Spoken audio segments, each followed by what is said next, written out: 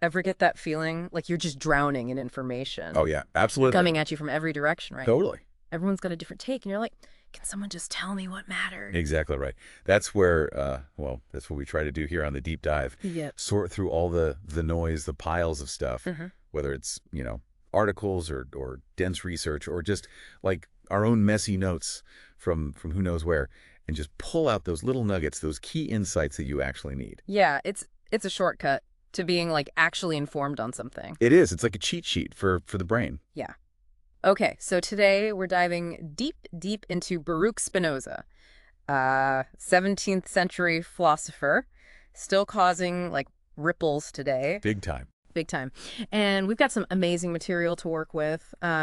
Recent notes from a graduate seminar really digging into his big work, The Ethics.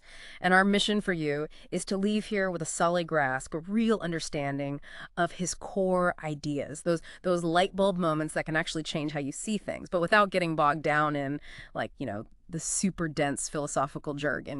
No, absolutely. Make it accessible. That's the Yeah. whole point. Yeah, right. And there are some surprises in store. Big time. Big time. Huge. Okay. So, to understand Spinoza, like really understand him, it helps to get his world right. Yeah, yeah. I mean, where he was coming from. Yeah. So he was born in 1632, dies in 1677. It's a pretty key moment in the Dutch Republic. I mean, you got this amazing period of religious tolerance compared to lots of other parts of Europe, and big economic power fueled by global trade. Think Dutch East India Company. Like even today's tech giants, Yeah. they almost seem small compared to. It's hard to wrap your head around that. It is the reach and influence. It was huge. So I think one key thing to keep in mind is how this environment, the openness, the intellectual freedom, the global awareness, it probably really shaped the way Spinoza thought. Yeah, it makes sense. And Spinoza's own background, also pretty interesting. He's the middle son of a merchant, Michael Spinoza, dealt in dried fruit. Okay, dried fruit. So his given name, Baruch, and the Latin form Bento, they both mean blessed. He received a traditional Jewish education, studied Torah, Hebrew grammar, and even some basic math and accounting, probably for the family biz. Makes sense. Yeah, yeah. But after his dad died, Baruch and his brother had some serious financial woes, like a big loss at sea. Apparently, the English seized some goods, and it was just, Oh, wow. yeah, bankruptcy, debts, taxes owed to the Jewish community. And in a move that I guess, I mean, you can see it being strategic, but also controversial, Bento declares himself an orphan to get debt relief. Wow. Yeah. Understandable. That didn't go over too well with the community. Right. Not a popular move. Probably added to the tensions that eventually led to his expulsion. So, these economic pressures, maybe they kind of like intersected with all these intellectual currents swirling around at the time, and maybe that pushed him to question the norms. Yeah. Yeah. It's like when your life gets shaken up, it makes you rethink everything. Yeah. So around this time, Spinoza bumps into this group called the Collegiantine. Oh, yeah. The Collegiantine. Fascinating bunch. Who were they? So you've got this mix of Dutch thinkers, a lot of them with Baptist or Arminian leanings. They'd meet regularly to hash out ideas, philosophy, theology, the whole shebang. And they were really into Descartes. Like into Descartes. Big time. So Yeah. you've got folks like Lodewijk Meyer, Jerry Gels, Simon de Vries, real heavy hitters in that circle. Yeah. And they definitely left their mark on Spinoza. So the big takeaway is how these discussions, they exposed him to whole new ways of thinking about God, the world, even like how we know anything at all. It's like setting the scene for his own unique take on philosophy. Yeah, so it's like the building blocks, right? Yeah, the foundation. And then comes the big one, right? Yeah. 1656, excommunication from the Jewish community. Yeah, that was a turning point. The text of that harem, it's something else. It is. It's powerful. So it's the 6th of Av, according to the Jewish calendar. Spinoza is officially kicked out of the Amsterdam Jewish community. Ow. And the harem, it's really a document of severing, Yeah. like a total break. It reads, the Senhors of the Mamad, having long known of the evil opinions and acts of Baruch de Spinoza, have endeavored by various means and promises to turn him from his evil ways. However, having failed to make him mend his wicked ways, they have decided that the said Espinoza should be excommunicated and expelled from the people of Israel. Wow. It's heavy stuff. It's a total separation. It is. And it gets more intense. Yeah. He goes on. By a decree of the angels and by the command of the holy men, We excommunicate, expel, curse, and damn Baruch de Spinoza, cursing him with the excommunication with which Joshua banned Jericho, and with the curse which Elisha cursed the boys, and with all the castigations which are written in the book of the law. Cursed be he by day, and cursed be he by night. Cursed be he when he lies down, and cursed be he when he rises up. Cursed be he when he goes out, and cursed be he when he comes in. The Lord shall blot out his name from under heaven. The Lord shall separate him unto evil out of all the tribes of Israel. I mean, that's a lot to process, It's a lot. You can feel the Yeah. weight of it, the finality. Like, there's no coming back from that. You really get a sense of, like, the isolation that would have created. Yeah, absolutely. So what happens to Spinoza after this? For a few years after the expulsion, things get a little fuzzy. It's not entirely clear where he was, but there's good evidence that he spent at least some time living with Franciscus van den Enden in Amsterdam. Now, this van den Enden, he was a real character. Latin tutor, free thinker, ran a school that was like way ahead of its time. Really? Oh, yeah. He even had female teachers and students, which predictably got the Calvinist authorities all riled up, and they shut the whole thing down. Oh, wow. Yeah. So this atmosphere, this space of free thinking, it probably meant a lot to Spinoza. A place to just kind of breathe intellectually after what he'd been through. Yeah, like a haven for radical thought. Totally. Right. And Spinoza probably polished up his Latin there, maybe even got involved in the theater productions Van den Enden put on. Yeah. A little payback. Maybe he tutored Van den Enden Oh. in Hebrew. Oh. Yeah, so it was definitely a hub for swapping ideas. It's interesting. Spinoza was a real polyglot. Grew up speaking Portuguese along with Spanish and Hebrew. Later, he's fluent in Latin, Dutch, French. But, he never learned English. Really? No. In all his big philosophical works, Latin was the language of scholarship then. So he's bouncing around, soaking up knowledge, right? And then he takes up this trade, which, I mean, I guess it kind of fits in a weird way. Yeah. Late 1650s, he learns to grind lenses. Lenses. Yeah. Now, it might seem a little random for a philosopher, but think about it. It's a high-skilled trade, connecting him to, like, the whole scientific revolution bubbling up around him. Right, right. It takes crazy concentration, patience, precision, qualities that, kind of seem very Spinoza, and it let him work on his own. He even wrote about the importance of dividing labor, arts, and sciences. So he saw his craft, as part of this bigger system. And these were good lifts, right? Top-notch, renowned for their quality. Even Christian Huygens, a leading scientist at the time, used them for his telescopes. Wow. Yeah, so not your average lens grinder. And he made lenses for microscopes, too, directly contributing to science. It shows his practical skills and how connected he was to the empirical world, which, if you think about it, really resonates with his whole naturalist philosophy. Yeah, the doing and the thinking. So after Amsterdam, he kind of moves around the Netherlands, right? Yeah, a bit of a nomad. 1661, he pops up in Ronsburg near Leiden. And during this time, his letters start to increase, and he always signs them Benedictus, which, like Baruch, means blessed. Okay. Then he moves to Voorburg, another small town, and finally, 1670, settles in The Hague, where he stays until the end. And before he wrote the Ethics, he's already putting his ideas out there. Oh, yeah. So around 1660, he writes the short treatise, but it only survives in Dutch, and he didn't publish it in his lifetime. Then, 1663, he publishes his only work under his own name while he was alive, a commentary on Descartes' principles.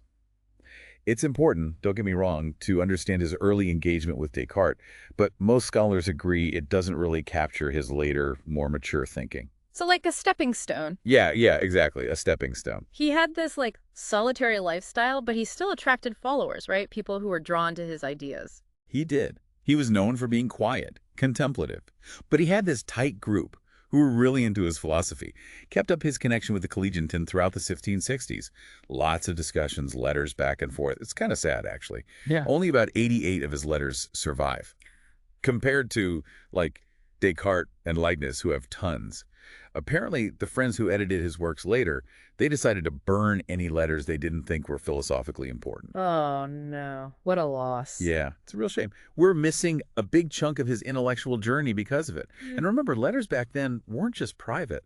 They were kind of semi-public. Like, parts of them were meant to be shared around intellectual circles. So it's not just gossip we're missing, it's ideas. Right. Like a whole network of thought that's just gone. Okay, so 1670, he anonymously publishes the Political Theological Treatise. Oh, that was a big one. Huge controversy. What made it so radical? It was groundbreaking, really. He combined political philosophy with this radical reinterpretation of the Bible. So he argued that the Bible shouldn't be read as like a source of philosophical or scientific truth. Instead, it's a historical text, reflecting the culture and politics of its time. So not like the literal word of God. Exactly. And that was super subversive back then, caused outrage. And the political scene at the time, also crucial. There was this power struggle brewing between the Orangists, who wanted a more centralized government under the House of Orange, and the Republicans. They were for more regional control, and their leader was Johann de Witt, the Grand Pensionary of Holland. Spinoza. He was firmly Team de Witt. Then in 1672, you have the ramp jar, the disaster year, invasions from France and England, total chaos. And de Witt, brutally murdered by a mob. It's just hard to imagine that kind of violence. It's brutal. And Spinoza was reportedly so furious, so distraught, that his landlord actually had to stop him from going out there risking his own life. It shows how intertwined his philosophical and political views were, and how they put him at odds with, the powers that be. It's like he's putting everything on the line. Yeah, he was fearless. So, 1673, he turns down a pretty big gig, right? A professorship at the University of Heidelberg. Yeah, a pretty prestigious position. But there was a catch. He couldn't teach or write anything that would undermine established religious beliefs. And for Spinoza, that was a deal breaker. So he walked away. Then, by 1675, he's facing so much criticism, people calling him an atheist, that he actually halts the planned Dutch publication of the Ethics. He felt like these stupid Cartesians and theologians were twisting his words. I mean, you've got to admire his integrity. Right? Totally. And his letters from this time, they show how frustrated he was. Like he's poured his heart and soul into this work, and now it might not even see the light of day while he's alive, especially because his health is failing. But he does leave very clear instructions for publishing it after his death, like making sure his ideas would live on. So he dies relatively young, right? Yeah, 1677 in The Hague, only 44 years old. Probably tuberculosis, which had been bothering him for a while. He lived simply, renting rooms, grinding lenses, writing. Didn't have much in terms of possessions. His sister even initially refused her inheritance. She thought it wouldn't cover his debts, although she later changed her mind. What he did have was a pretty impressive book collection, over 100 volumes. Some paintings, his clothes, a signet ring with his personal seal and the motto, cult, which means be cautious. Yeah.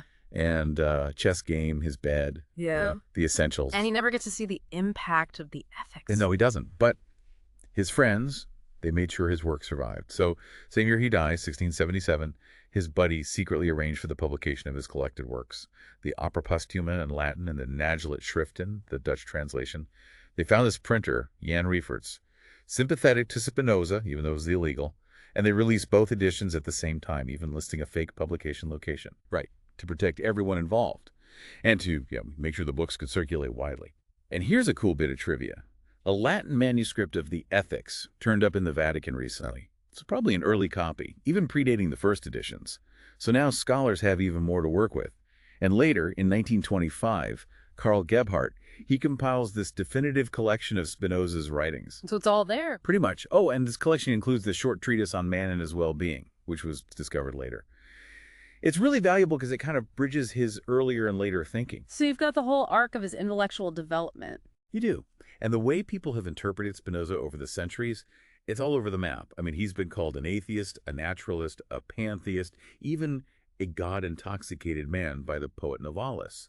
He's been seen as a key figure in the radical Enlightenment, a forerunner to Nietzsche. He pops up in discussions of the principle of sufficient reason. Some even consider him a religious thinker, but in a very unconventional way. And that's kind of the beauty of Spinoza. You can build your own well-supported interpretation if you really engage with the texts. So it's an invitation to think. It is. It's not about finding the one right answer. It's about engaging in the process. And to help you navigate his work, it's good to know the standard abbreviations. NS for the Dutch edition, OP for the Latin Opera Postuma, E for the Ethics, PT for the political treatise, E for his letters, and so on. They're like shortcuts, if you want to delve deeper. We'll also link to some cool resources. There's a searchable version of the Ethics online, the inventory of his personal library, his letters, and an early biography written by Johannes Caleres. It's a real rabbit hole if you're interested. Okay, let's jump into the heart of it all, the ethics itself. Part 1, on God. Our seminar notes start with this quote from Deuteronomy. The Lord our God, the Lord is one. And it mentions that even though Spinoza broke away from traditional Jewish theology, this idea of unity, it still like informs his thinking. Yeah, it's like the bedrock. So to get Spinoza's concept of God, you have to understand who he was responding to. And Descartes is huge here. He laid out these concepts of substance, attribute, and mode. So substance in philosophy, it's like the fundamental stuff of reality, exists on its own. Now, Descartes believed God sustains everything, but only God is truly independent substance. Created things like minds and physical objects, they have some independence once they're created, but But not like true independence. right. Spinoza actually disagrees with Descartes on this point. And then Descartes, he famously sets up this mind-body dualism. Mind, the attribute of thought. Body or matter, the attribute of extension. Modes are like specific expressions of those attributes, like a Yeah. particular thought. That's a mode of the attribute of thought. Okay, so substance, attribute, mode. It's like a hierarchy of reality. Yeah, you can think of it that way. And for Descartes, each individual mind and body, they're substances in their own right. He even makes the point that just thinking about something extended doesn't mean it exists. Yeah. Like thought could exist without physical extension. So he's setting up the separation there, right? Totally. Okay, so that's the Cartesian landscape. Yeah. How does he redraw the map? He flips the script. Big time. He argues there's only one substance, and that substance is God or substance or nature. He uses the Latin word scisive, which means or, to show they're all basically the same thing. One thing. One thing. And this one substance, God, it doesn't just have one or two attributes. It has infinite attributes. Yeah, infinite. We humans, we can only perceive two of those, thought and extension. But there are endless others out there. So the big idea here is Spinoza's radical monism. Monism. Everything is one unified reality, and everything we experience is just a manifestation of this single infinite substance. Wow. Okay, so infinite attributes. Yeah. And what about modes? How do they fit into this? So for Spinoza, modes are like specific states, modifications of this one substance, God, your individual body. It's a mode of extension, your mind, a mode of thought. But here's the thing. If modes are defined by attributes, and there's only one kind of each attribute per substance, then what makes your mind different from mine? Right. That's a good question. For Spinoza, your body isn't this separate, self-contained thing. It's just a unique way that God expresses the attribute of extension. Your mind is how God expresses thought in your specific way. They're both ultimately aspects of the same underlying reality, just manifested differently. And there are, of course, infinite modes because there are infinite ways for this one substance to express itself. Okay, so everything is connected. And this idea of everything being a mode of one substance, it has some pretty big implications, right? Our notes mention necessitarianism. What's that all about? Yeah. So because modes completely depend on God, the one substance, Spinoza argues that they couldn't have been any other way. So no other possibility. Exactly. This is necessitarianism. Everything that happens, it has to happen. No chance, no real choice. And this leads them to deny free will, as we typically think of it. So no free will. In the libertarian sense, no. But here's the thing. The point of the ethics is to help us understand and accept this. Because once you realize that you and everything around you are modes of God and things are as they must be, it can lead to a kind of peace, what Spinoza calls blessedness or acquiescence. So it's about letting go of the struggle, right? Yeah. Accepting what is. Exactly. It's a shift in perspective. And the principle of sufficient reason is important here. It's the idea that everything has a cause or an explanation. Michael Della Rocca, the philosopher, he points out how crucial this is to Spinoza. So the big takeaway is this. Everything is determined by the nature of this one substance. It challenges our normal ideas about freedom and chance. So if everything's necessary, flowing from God's nature, including our will, does that mean we don't really choose anything? That's Spinoza's conclusion. If everything follows inevitably from God's nature, and our will is just a mode of God's thought, then our sense of free will, it's kind of an illusion. It comes from not knowing the causes that determine our actions. Everything operates according to the same natural laws. And understanding these laws, that's what makes knowledge possible.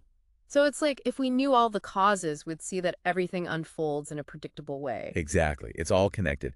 And Spinoza's view of causation is interesting here. He sees it more like logical entailment, one thing leading inevitably to another, not so much like the empirical view of causation that David Hume later develops. So cause and effect, but more like if this, then that. Yeah, it's a subtle but important difference. Okay, the notes also mention this beautiful argument for monism in part 1. Can you walk us through that? Sure. It all hinges on a few basic ideas.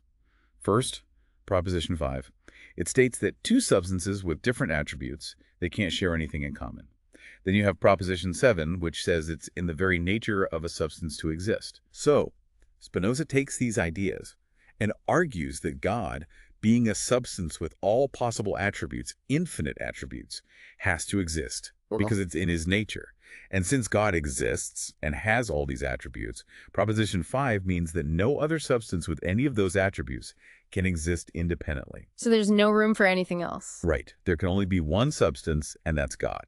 It's a very elegant argument for the unity of reality. Very neat and tidy. Right. It's all very logically connected. And then he brings up this distinction between naturans and naturata. What's the significance of that? Yeah, that's important. It's in Proposition 29 of Part 1. So naturans means nature, naturing, or nature bringing forth. It's God as the active cause, the source of everything. Naturata means nature natured, or nature brought forth. It's everything that follows from God's nature, all the modes and attributes. So God is the actor, and everything else is the result of that action. Precisely. So our minds, our bodies, as modes of God, they're part of naturata, not naturatas. Yeah. This distinction is key because it prevents a simple pantheistic reading of Spinoza. It's not just that God and nature are interchangeable. Right. It's more like God is the dynamic underlying reality, and everything else flows from that. So there's a distinction. Okay, Part I ends with an appendix, and it gets into religion and the idea of purpose in nature. Yeah, the appendix to Part 1, it kind of tackles two things. First, it gives a naturalistic explanation for how religious beliefs arise. He argues they often come from people not understanding the true causes of things. And second, it's a critique of teleology, the idea that nature operates with a purpose. Like a plan. Yeah, like everything's designed for a specific goal. Spinoza says humans, we're aware of our own desires, we want what's good for us, but we're often clueless about the actual causes of things. So we project this onto nature. We see things that benefit us. Eyes for seeing, he says. Teeth for chewing, plants and animals for food, and we think, aha, it was made for us. This leads to the idea of a God who made everything for our benefit. But then Spinoza points out the obvious problem. What about all the bad stuff? Storms, earthquakes, diseases. And people try to explain those away with these weird theological arguments, like divine punishment. Right. For Spinoza, saying that God or nature has a purpose, it limits the perfection of the infinite substance. It implies God is lacking something or desires something, which doesn't make sense for perfect being. So it's a rejection of purpose. Absolutely. Yeah. He's pushing for a purely mechanistic understanding of nature. Everything happens because of necessity, not some grand plan. Okay, that's a lot to unpack. Part 2 of the nature and origin of the mind. Right. Shifting gears a bit. We've got this unified view of reality. Now we're focusing on us, the human mind. Exactly. So Part 2, it's all about what is the mind, how does it work, how do we come to know things? The nuts and bolts. Yeah. And the big goal of the ethics, remember, is to free us from harmful emotions, to reach blessedness. And to get there, Spinoza says we need an adequate idea of God. The best way to get that? Intuition. Intuition, like gut feeling. Not quite. It's Yeah. more like a direct intellectual insight, Mhm. the highest form of understanding. But to get there, we've got to overcome all our ingrained ways of thinking, all the baggage we carry from imagination and incomplete information. That's why we need parts 2, 3, and 4 to clear the way. Okay, dismantle the old ways of thinking. And this adequate idea thing, it's a little tricky, right? The notes mention the definition is circular and that there are different interpretations. Yeah, definition 4 in part 2. It says, an adequate idea is one that, considered by itself, has all the characteristics of a true idea. So not super helpful. No. It's like saying a good explanation is one that explains well. But philosophers have tried to make sense of it. Jonathan Bennett, he suggests adequate ideas are those that come from within the mind, totally self-contained. Inadequate ideas, they come from outside influences. Okay. And Beth Lord McAllister, she argues that inadequate ideas, they represent things indirectly, like they're stuck at a specific time and place affecting our bodies. Adequate ideas, they grasp the eternal necessary nature of things, how they flow from God. So adequate ideas are more about understanding the big picture, the underlying reality. Exactly. So for our purposes, think of adequate ideas as clear, complete understandings that come from our own reasoning, not just from our senses or imagination. And these adequate ideas, they're true, and they exist in God's infinite intellect. So God has all the adequate ideas. Yes. God, the one substance, has both thought and extension. And God's power isn't some will, it's his active essence. It's explained in the Scholium to Proposition 3 in Part 2. Mm. And this means that everything follows from God's nature, necessarily, not because God chooses it. It just flows from his being. And when we think about what a human is, Spinoza says in the Scholium to Proposition 10 that the essence of man is constituted by certain modifications of God's attributes. So our essence isn't that of a separate substance. We're part of God's essence. Precisely. We're a specific expression of God. And in Proposition 11 and in Scholium, he says the human mind is actually part of God's infinite intellect. Wow. Which is a big deal for his ideas about what happens after death, which we'll get to in Part 5. He even admits it sounds a little strange. Okay, something to look forward to. So we're made of mind and body, but not in the way Descartes thought, Yeah. right? Not two separate things interacting. We are mind and body, as stated in the Scholium to Proposition 13, Yeah. but no dualism. Spinoza rejects that. For him, the mind doesn't make the body move, and the body doesn't make the mind think. They operate in parallel. This is called psychophysical parallelism, although Spinoza doesn't use that term. Parallelism, so like synchronized. Yeah. They're different modes of the same substance, expressed through different attributes. So what does it mean when he says the body is the object of the mind? It doesn't mean we have perfect knowledge of our bodies. Often we don't. It means that our mind knows its body through the affections by which the body is affected. It's in Proposition 19. Okay, so our mental states are tied to what our bodies experience. Right. In Propositions 22 and 23, they go deeper into this. They explain that the mind's knowledge of itself is mediated through the idea of the body's affections.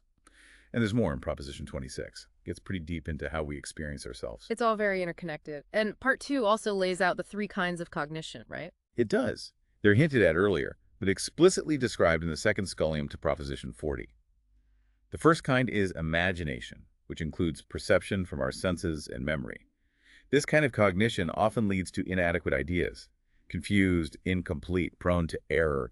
Like the idea that things could have been different, that's from imagination. Adequate ideas, they come from reason, the second kind of cognition. Reason helps us form general concepts, understand the necessary connections between things. It gives us a more accurate view of the world. Okay, so reason helps us see the bigger picture. Exactly. And then there's the third kind, the highest kind, intuition or scientia intuitiva. It's like a direct intellectual insight that grasps the essence of things in their eternal and necessary relation to God. It's tough to explain, but it's like seeing the truth directly without the filter of our senses or our limited reasoning. So beyond reason, a direct experience of truth. Yeah, something like that. And near the end of Part 2, Spinoza starts to advocate for this kind of stoic acceptance of the necessary order of things. He uses this analogy of a triangle, how everything follows from God's eternal decree with the same necessity as the properties of a triangle follow from its definition. And he even touches on his ethical and political views in the Scholium to Proposition 49. He suggests that acting for the benefit of others, it's not just being nice, it's also in our own self-interest in the long run. So helping others ultimately helps ourselves. Yeah, in a way, it's a kind of rational self-interest.